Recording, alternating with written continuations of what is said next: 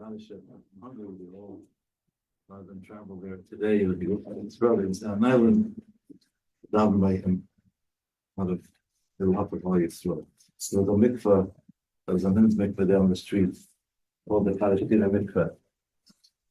I was a bacher. Anyway, okay, that's about Reb Shaila. I'll share one story, one miracle story about Reb Shaila.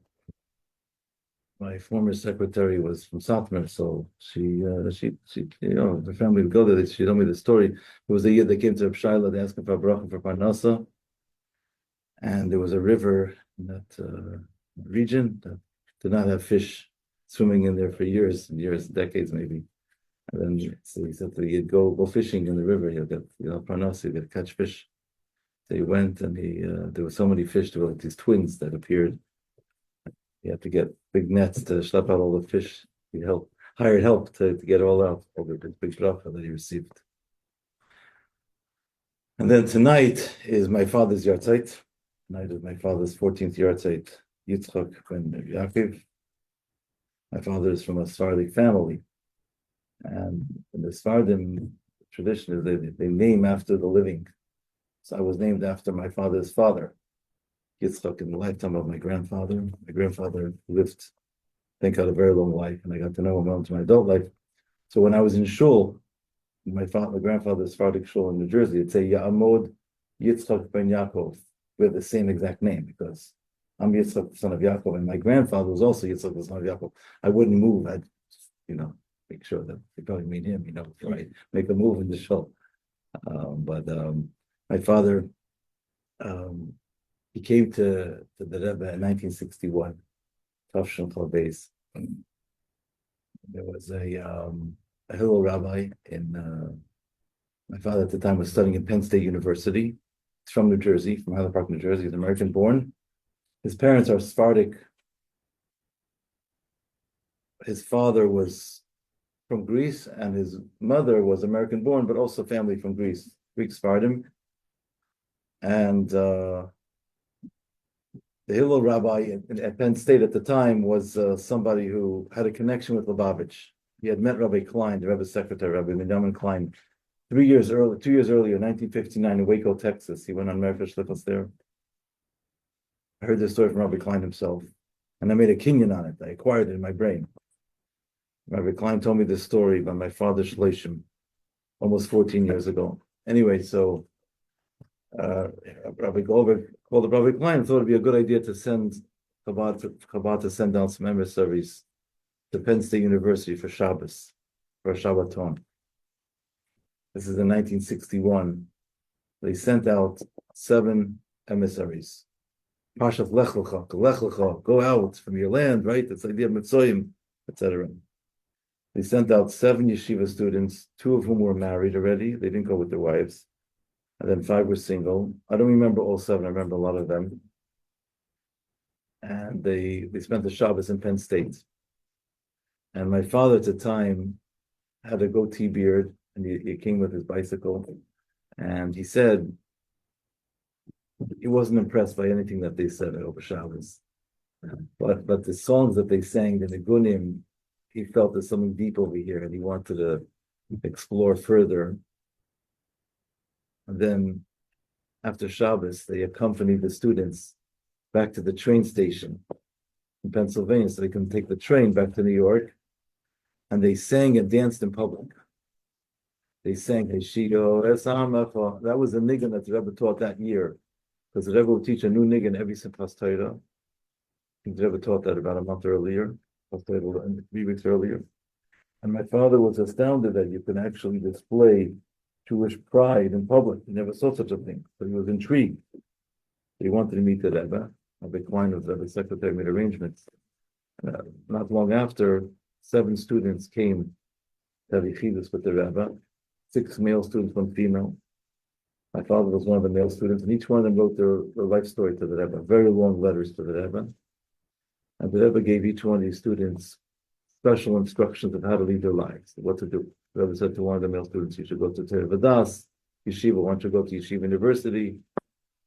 And the Rebbe said, Yankel Chanukah, by my father, Yankel Chanukah belongs in 770. That's such a watcher.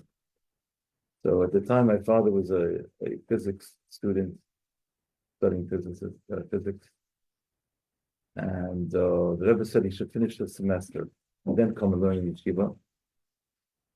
So the Rebbe said a lashon. His name is Chanukah. This was already like Cheshvan time. His name was Chanukah. Should come learn here Chanukah time. So that was when the semester was going to finish. My father actually enrolled in 770 right after Hanukkah that year. It was already 1962 because it was past January. It was Asar B'Teves, 1962. That's when my father enrolled into the yeshiva. And it was a very big transition because he was a college student who just knew Aleph Beis and coming right into 770. They didn't really have a program for Bali Tshuva at the time. So the Anhala, the administration of the yeshiva did not want to accept him. He applied. We don't have a program for him. No, we can help you.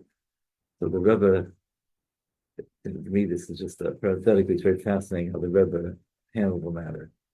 The Anhala, the administration of the yeshiva in 770 would have Yechidas, the private audience with the Rebbe, once a month. The Thursday night before Shabbos and Chacham every month.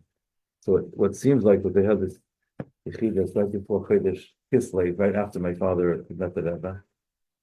And the Rebbe asked them if there's anything new happening with the yeshiva.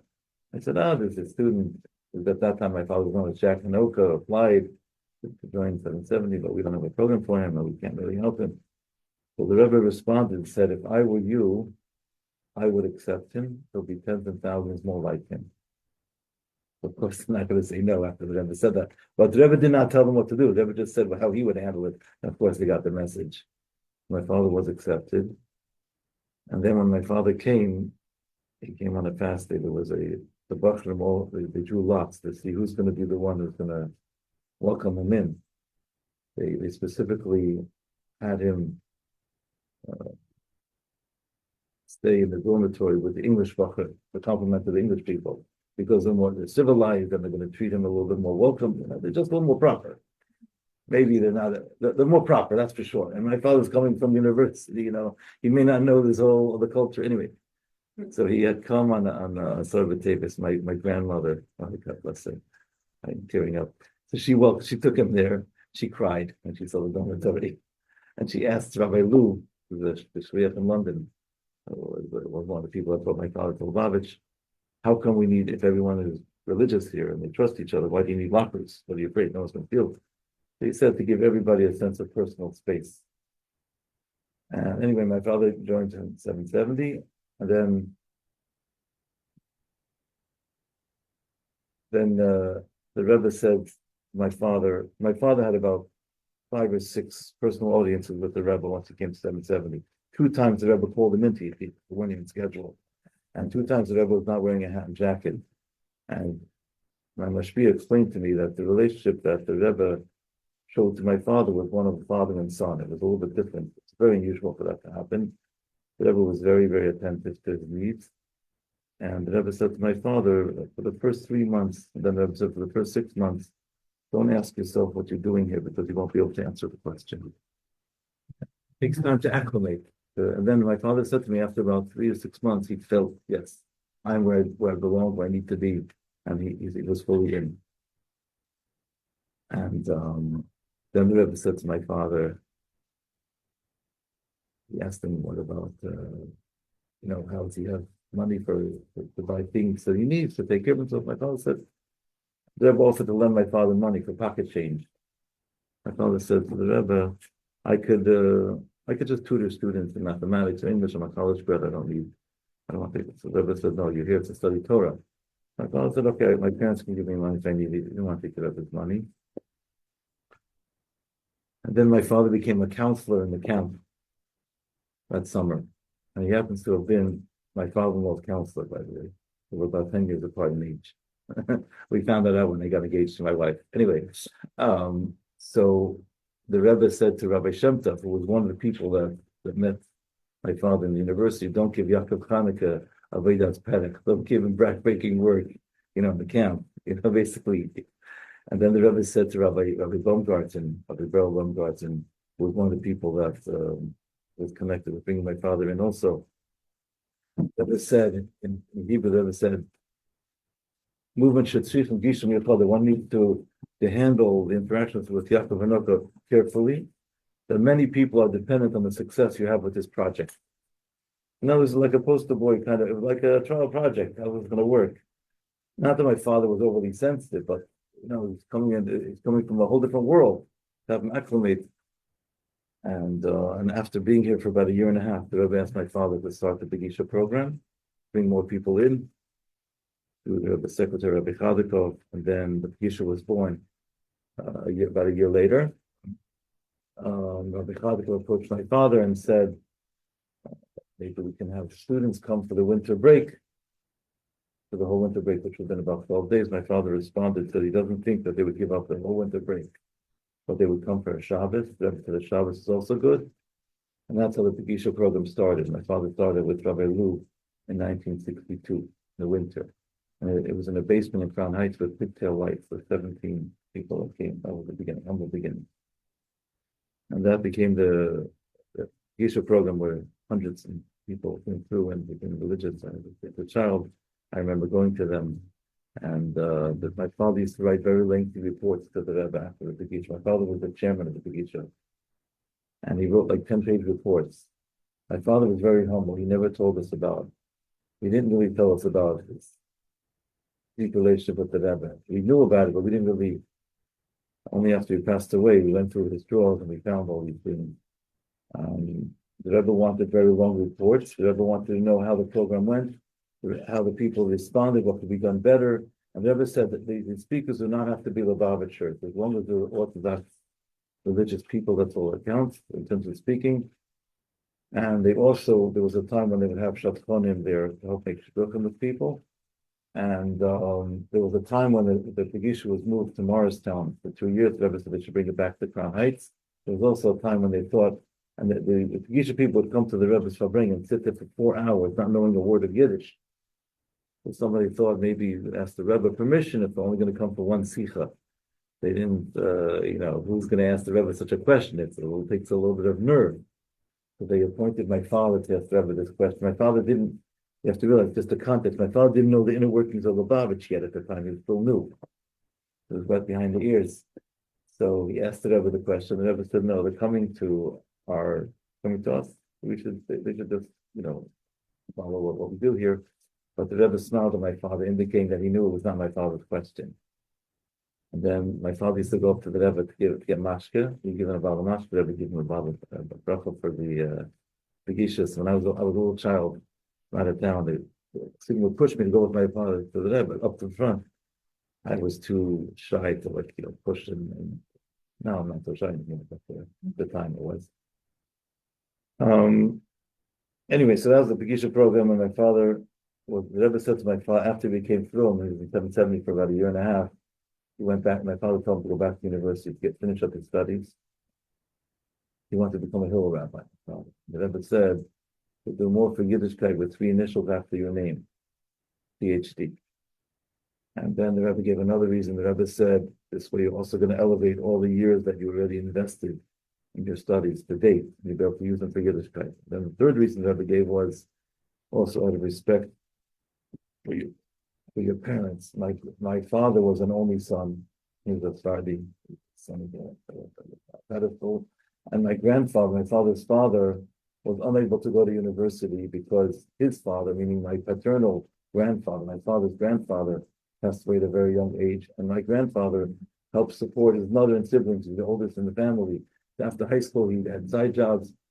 And his whole dream was that his only son's going to become a science. Anyway, so the Rebbe said, I have respect for your father and parents as well. Turns out my grandfather was very proud that son became religious and to brag to all his friends that all my grandchildren are rabbis, with his friends. Anyway, so when my father became a chassid, and then the Rebbe told him when you go back to university, speak to other Jewish students about Yiddishkeit.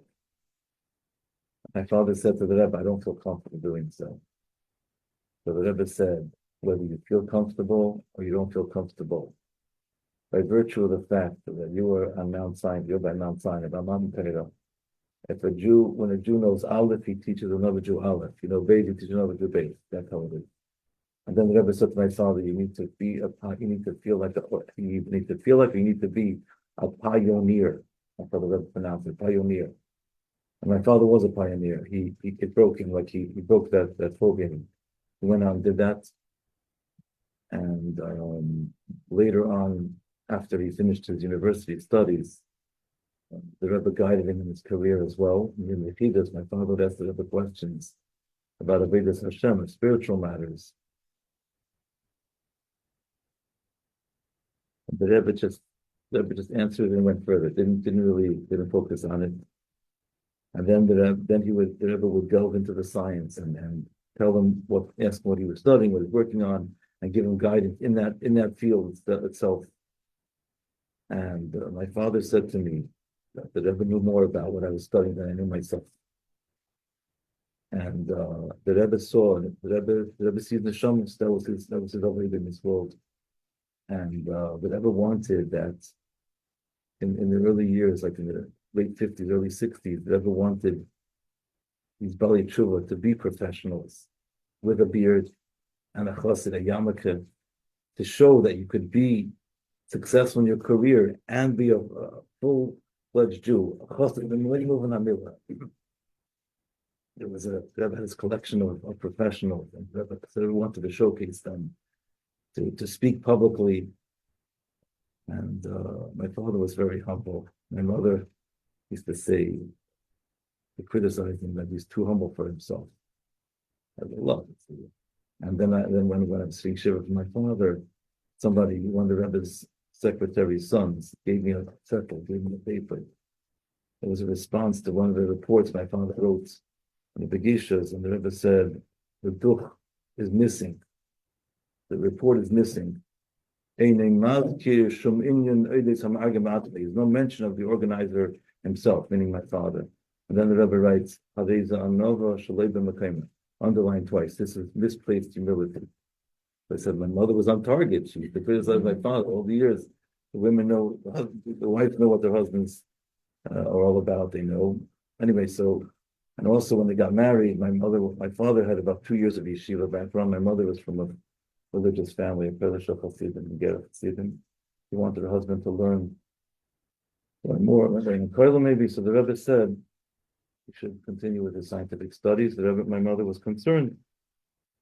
The Rebbe said to my mother that whatever learning he didn't do until now, his Yira Shamayim makes up for it. And my father was a very scholarly type of person. He loved to study. He learned a lot, as much as he could. And years later, he was extremely studious. He had a deep mind, a very patient mind. I used to learn with him. He would learn 2 lines of Gemara in 45 minutes. It drove me crazy because I didn't have such a patient mind. But I did learn how to properly dissect them as a scientist. He studied something very carefully. He was also a very humorous person. He told me before I got married that humor is a ticket.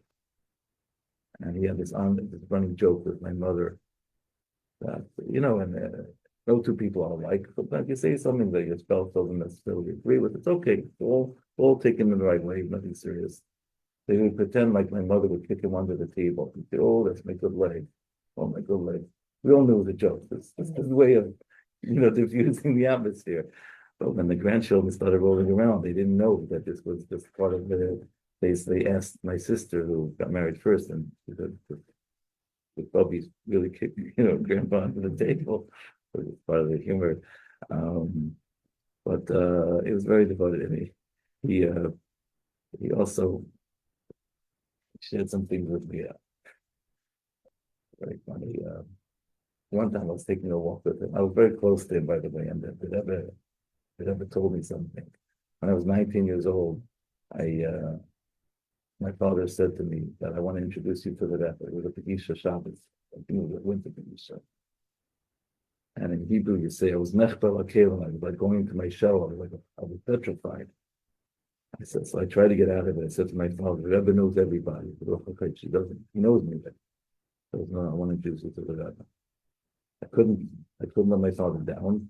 So there were like 200 people in the Gisha procession. My father was getting dollars on Sunday morning. And my father was in the front, and I was right behind my father. And my father got $2 from the Rebbe, and then the Rebbe gave me $1. And my father pointed to me and said to the Rebbe, this is my son Yitzchak. But the Rebbe gave me another dollar and said, may you follow in your father's footsteps. After leaving the Rebbe's holy presence, keeping in line with the family humor, I said to my father, do you think the Rebbe wants me to become a scientist? Mm-hmm. And my father said to me, no, the Rebbe wants you to be involved in Hafatzas and Mayonis and connecting Yiddishkeit, etc. And my father, personality-wise and just modality-wise, are very similar. Anyway, so one time we're taking a walk. We lived in Brookline, Massachusetts, and we're taking a walk on our block. There were 3 religious families on our block. And happened to be one of them was throwing out a vacuum cleaner. It was late at night, like a Sunday night, and my father stops by their garbage and says, I can use that hose. I said, you're right. Doctor, a scientist. Can't be rummaging through other people's garbage. Don't even really believe you. It's not good. But now what's the big deal? He bends down, unhooks the hose from the vacuum, leaves the machine there, and then turns around, walks back to our house, and pops open the trunk of his car, and he puts the hose inside, and closes the door, closes the trunk, and we kept walking. 2 months later, I'm visiting him at work. He says to me, come over here, I want to show you something. Takes me to the lab. He says, remember that the vacuum cleaner that we got from the neighbor? I said, yeah. He says, come, I'll show you. I used it to siphon something. He's doing an experiment. He's siphoning something from here to there. Many years later, I understood the story properly. When I was 19 at the time, I didn't fully understand it, but I realized that many people saw garbage. My father saw opportunity. And he had a vision. He saw things 10 years ahead of their time. He perceived what could be done, and he saw. And the biggest miracle was me and myself, because when I was a child, I was very shy. And I don't know if they would call me selectively mute, but I was very, very timid. My teachers were worried about me. They would say, what's going to come of me? And, so when I was after my bar mitzvah, my father decided on his own he's going to cure me of this ailment. So he made arrangements for me to speak every Shabbos at the largest Orthodox shul in Brookline, unbeknownst to me. And he informed me only once Shabbos began. So it was a Friday night. He tapped me on you'll be speaking tomorrow. Because the young Israel, I'm like, huh? I wanted to just sink into the floor and disappear. Like, yeah, I already spoke to Rabbi Lokit. She was a Jamish. I could not. Sorry, can't cancel it. Shabbos can't reach him now. He said, "Don't worry, I'm going to tell you what to say." Anyway, so every Friday, that's how it was. Every Shabbos, I would speak. I would say, "Oh, Chazra Sicha." He told me what to say. He taught me how to speak. He told me how to formulate the words and how to present it, be brief, etc. I did that for about a year and a half. I was cured of that condition. 2 months before he passed away, I was invited to Omaha, Nebraska to speak in front of about 150 plant managers for Conagra, one of the largest food companies in the world, and kashrut. And at that time, I was already have my shyness, and I feel the kashrut questions. And I came back to my father. I showed him the report that said, "Papi, here's the regards and the seeds that you planted some 30 years earlier, 35 years later." Anyway, so that's how he educated us. He just believed anything was possible, and in a loving way. No was not an option. In a loving way, and he was also a magician. He was an amateur magician, and he performed magic tricks in front of it. I think by 70 in the early years, and he used to do that. And he had Chabad houses many years later. He used to call himself Dr. Fooling You. And then he would practice the sleight of hand. You had these coins, these like $50 coins. He would palm them, the sleight of hand. Put them. But he had them right by his car, by the dashboard, right in front of the gearbox. So by a red light, that's what he would do. He'd spend time practicing the sleight of hand, so that he was always on his game. He could always perform a magic trick at a moment's notice. He used to do so. He worked as a scientist in a large company for mobile solar.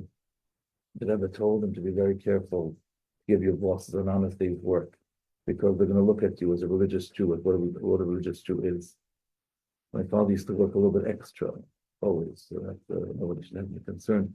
When it came to like a New Year's party, it was a non-Jewish party. Also, was Makosher with them. So he couldn't really attend. So he used to do the magic show before the party began, like for 20 minutes. Jack and Hook will do this, and that was the end. And that's how I handled that issue. He also was a he also served as a mentor to a lot of people that worked with him in the company. For 20 years, he was the highest ranking scientist in the company. And but he never ever he was very humble. He was a leader. The people that wanted to be around his energy. He never ever abused his power in any way. And he had people working for him as his teammates or his colleagues that were young enough to be his son. And a lot of them were non-Jews. They come to him with their issues, with their girlfriends and relationships. And my father encouraged them all to settle down and have a family. He was like a mentor to them.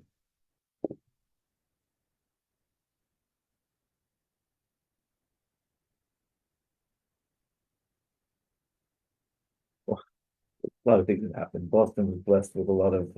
We had some political issues going on in the Lubavitch. Also, there was challenges. So they sent a rabbi down. Rebbe had asked for this. They sent someone down to try and make peace. There was lots of issues going on. Human nature, it happens. So the Rebbe said that before a person's going to meet with the parties to try and settle the matter, the Rebbe said you have to speak to 3 people in Boston to find out what's really going on. And one of the 3 people was my father. And then my father told me something which I try to live by. I make mistakes too. I don't know if I'm living up to it fully, but he said to me that I know this one never. I was already about 17 or 18 at the time. He never spoke to us about political things, but we knew. We would try to nibble and ask him and ask him. He said to me, "I know what's going on with all these parties. I know which party is right." But he says, on the outside, I'm never ever going to show any allegiance to any party. I'm not going to throw any fuel into the fire. God forbid. I'm friendly to everybody. Because behind the scenes, I try and influence the one who's correct, but in a way that no one's going to do that. The Rebbe's secretary also used to call my father on occasion to find out what's happening in Boston. Pinsky. Rabbi Pinsky told us that when my father, by the Pegishas, when my father would write up the brochures, because he was a college grad, he was able to write. So one time, Rabbi Pinsky told my brother that when my father would write up the brochures, the Rebbe had very little markup. The Rebbe pretty much accepted whatever the Rebbe would check everything. But other people, the Rebbe said, Rabbi Pinsky said the Rebbe would mark it up a lot more. My father, when he was in Chivas by the Rebbe, when he was 26 years old, my father told me that he told the Rebbe, he made a decision, the universal lesson. He said, before he was religious, he made a decision not to blame his parents for all the problems he had in life. It was fashionable, blame our parents for everything. So, but he decided he's not going to do that, and he made another decision. He's going to view all of life's challenges not as problems to endure, but rather as challenges to overcome. A fundamental shift. He viewed all of life's challenges not as problems to endure, but rather as challenges to overcome. And he said he met the Rebbe. These are my father's words. He said to me, and the Rebbe saw that in me, and the Rebbe liked it very much. That was the Rebbe's whole sheet of the challenge. The Rebbe used the word challenge. So look at something as a challenge to make us feel stronger, to prompt us to try even harder, to try to go further. And my father loves the Fabring. Just to give you a little context also, we grew up in Brookline, Massachusetts. There you have Ivy League schools over there. Young Israel was full of professionals, doctors, lawyers, scientists. I mean, every other person was probably more than every other person was a scientist, professional. My father was well known, a Lubavitcher scientist, Dr. Hanoka. On Purim, the Boston Rebbe used to make a Purim Suda, the whole community. 1,000 people would come. It was an event that they went down to Boston High School, Brookline High School. My father was Yerlachaim, and he would put a dish towel on his head, put a gartel. He put on a costume, and he'd come in, and he was he would say, I'm pleasantly plump. He was never drunk. He was pleasantly plump. He would get very funny at the time. He came in, he's dancing on the tables, and he says, the people here in Boston, they couldn't understand, they couldn't process this. How could it be? A scientist, a doctor, it's out of the Kalim, Nissim Kalim, and that's what it is. So he broke a lot of stereotypes through his work. And you could also say that when you say l'chaim, right, you put a little fluid in the system. You call it a lube job, a Lubavitcher job, just like when you bring the car in. The mechanic, you have to have a lube job, change all the fluids. You can say l'chaim and wash it up the system and clean the fluid. And then he would say another thing. My father's job. We used to live in Muncie as a child. Then we left Muncie. It was very hard for me. It explains all my traumas. I don't know, but I love Muncie because it was like a Jewish bungalow town. It was wonderful. Anyway, we moved to Boston. My father's job changed. And the Rebbe told him to go to Boston to take the job. So in the middle of Chassidish Farbrengen, Boston is known as the Athens of America. So we have all the secular universities. So in the middle of Chassidish Farbrengen, my father would say, the Rebbe sent Hanukkah to Yavan, to Greece.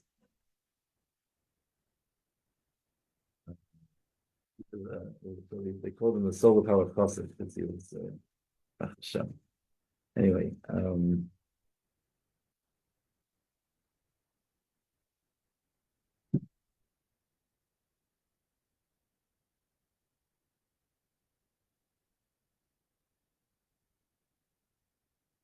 all this Torah was the most important thing to him. They say about the chassid of the Alter Rebbe, but then we touched it. He said, "In it, my father had 57 pounds by the time he passed away at the end of his life. He was very accomplished. And the last words he said to me, I had a chance to speak to him a few days before he passed away. It's the Torah that and it's coming from a person who was totally immersed in secular society and professionally, academically, and very successful. Torah is everything. That, to me, that was like, made an imprint on me. So,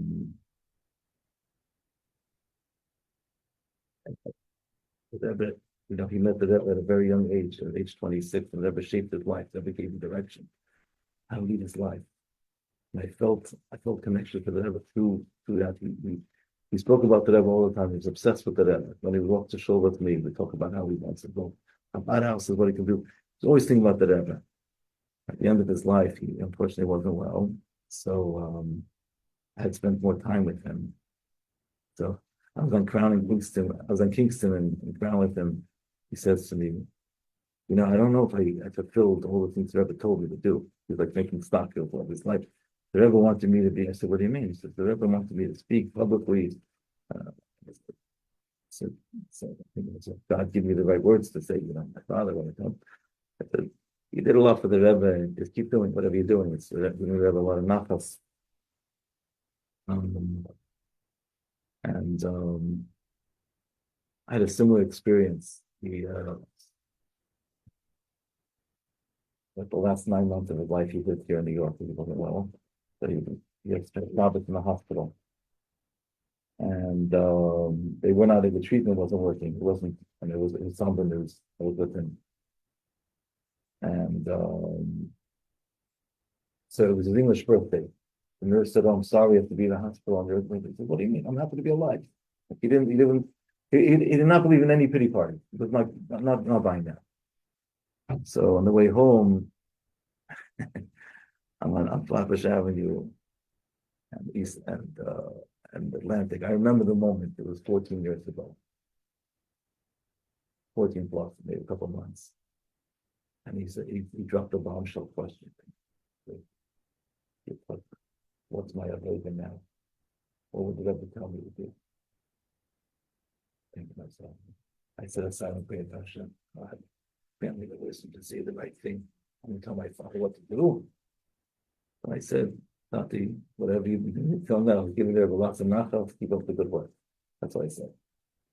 But he was actually thinking to himself, what was on his mind a few months before he passed away is, did I fulfill what the Rebbe asked me to do?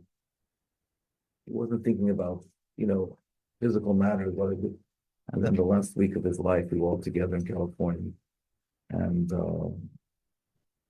so we had time to be with him. And then he he was very careful to keep all the mitzvahs. He was weak. His mind, by the way, was 100% clear. His body was giving up on him. And he would make sure we watched Negovasa properly with him coming out of the bed. And he made sure to tie his shoes according to Allah. I was like astounded. Here's a man, he was like 5 days before he passed away. He made sure we tied his shoes according to Allah. I was like, wow, this is real. Judaism is real. And so that was some of the very powerful lessons. And Hashem did a very big chesed, very big, beautiful chesed. And first of all, he never missed a day of tefillin. He passed away early Sunday morning before the time of tefillin. I put on tefillin with him Friday before. And already Friday afternoon, Shabbos, he was already not so lucid. And passed away before the tefillin on Friday on Sunday morning. And also in such a way where he was in the house. The Chevra Kaddish was able to come before the kids woke up, so it shouldn't feel no one felt any alarm. And he was also a very happy person. Like there was one of the community members in California used to play tennis with him. Came with his wife to say goodbye to my father. A few days before he passed away, they said, "You have to call him Dr. H. We're very sad to see you like this." My father got very serious. He says, "I don't want you to be sad. I don't want anybody to be sad. I've had a wonderful life. Thank God I married to see all my children happily married. Because if God would give me another 15 years, I wouldn't say no. And that was it." So he just had a way of just viewing things in a very positive way. So he told me a lot of. I love to collect stories. I kept on going all day. They don't turn off the engine the whole day. He was driving once in Eastern Parkway, by like Roger, no, by the other side near Rochester Park. He said he was driving with Rabbi Baumgarten. And Beryl said, "People say to me, 'What's your secret? How do you bring people to Lubavitch?'" So Beryl says to my father, "I tell them very simple. We tell them the truth." Anyway, that was a house also when I was a kid in New Jersey. We served as a Chabad house before there were formal Chabad house. There were the Bachrim from marathons to come there to Mitzrayim. And my father spoke for the Bachrim in the early years to tell them how to do Mitzrayim, how to speak to college students, how to approach them. And I thought it's interesting. He had a very, very balanced approach to Yiddishkeit. He was not extreme at all. He continued with, his magic, and he enjoyed things in life in a Chassidish way, but he was very deeply committed to the Rebbe. Like Yiddishkeit and a connection with the Rebbe was solidly rooted.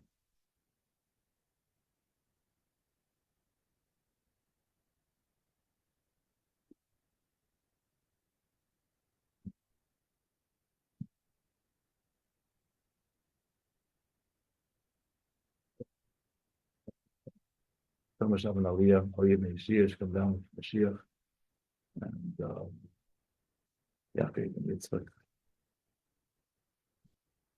we saw a lot of miracles, My father passed away before his mother. Father was 75 now. His mother was 94 now, 95. She gave birth to him at age 19. Got married at 18.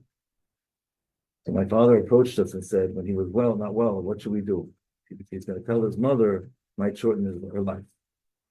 So my brother and I said to my father, what's the question? We'll do what the Rebbe did. The Rebbe didn't tell his mother that the Rebbe's brother passed away. Same thing, clear? My father said, okay. So my father had moved to California once he was not so well.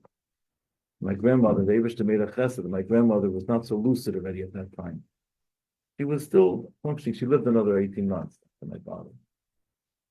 Almost 2 years. So my brother, he was a wonderful actor. He used to impersonate my father.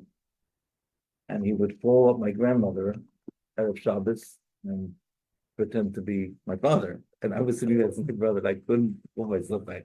I'm laughing because I don't have the composure. My brother is such a good actor My brother would be pinching me so my grandmother shouldn't hear. Her hearing wasn't so good; she didn't hear. But that's what we did for a whole 18 months. He would call her on Friday, and so we couldn't have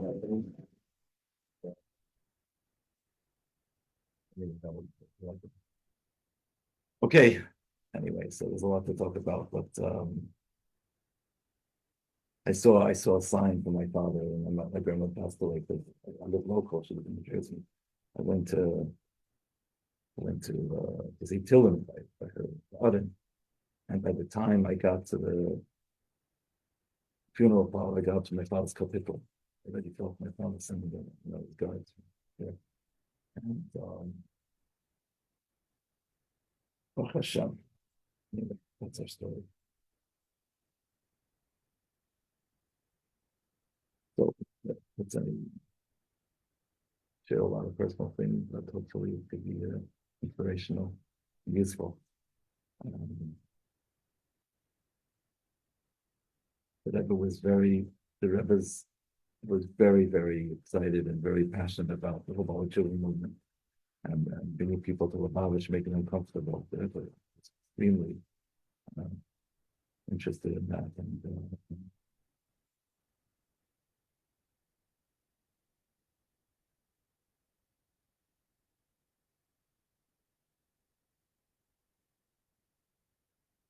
it's almost time. I don't know. I can end off with a Geschmack story also.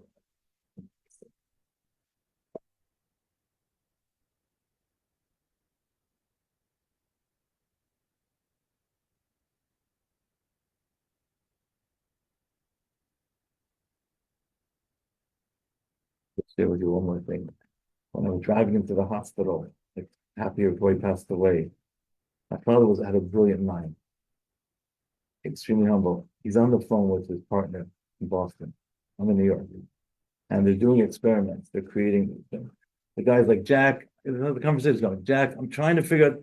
So he's like, Mark, just put it in the hot water for 10 minutes. Check the backing. See the solvent. Use this solvent. He's like telling you exactly what to do from 200 miles away. And and the Rebbe gave him these books. He had 57 patents and his name. Yeah.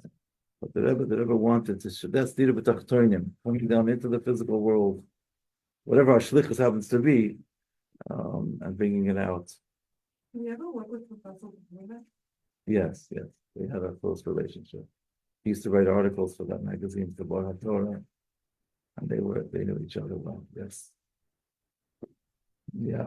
Do you ever collaborate like scientifically, like maybe on a project? They had a Shamir project, but they would have these scientific conferences, and they also had a magazine, Bar HaTorah. My father wrote for that magazine quite a lot. If those of you that are interested in science, my father also wrote an essay, 62-page essay. He was encouraged to do called "The Time for Everything." For those of you that want a copy, can reach out to me. He did write this all about science and Torah. My father wrote about that. So he got that done.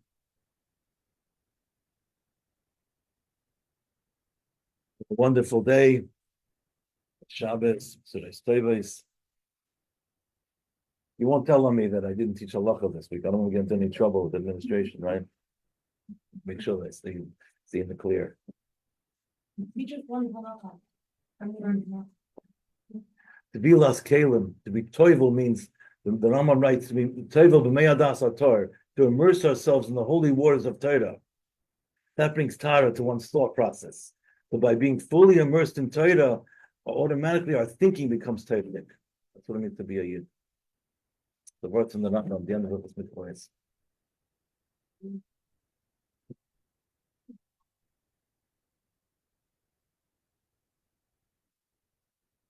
Thank you for coming.